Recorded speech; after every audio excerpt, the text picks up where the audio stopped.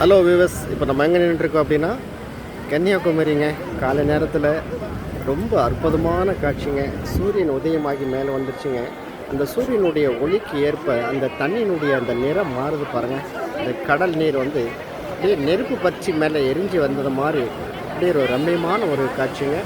அதை அப்படியே நம்ம பார்த்து ரசித்த பின்னால் பக்கத்தில் பார்க்கும்போது பாருங்கள், அந்த வள்ளுவருடைய சிலை 133 அடி அந்த உயரமான அந்த சிலை இந்த ரம்மியமாக காட்சி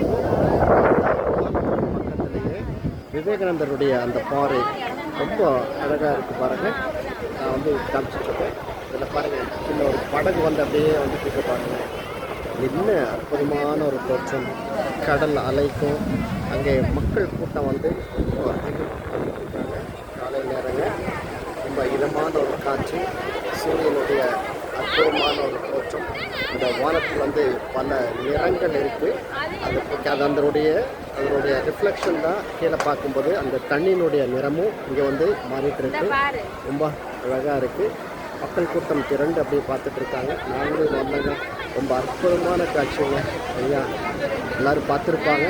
பார்க்க முடியாதவங்களுக்கும் இந்த கடல் அலைக்கும் இந்த நீரினுடைய அந்த தன்மைக்கும் சூரியனுடைய ஒளிக்கும் வானத்தினுடைய அந்த நிறத்துக்கும் நம்முடைய வள்ளுவருடைய அந்த சிலை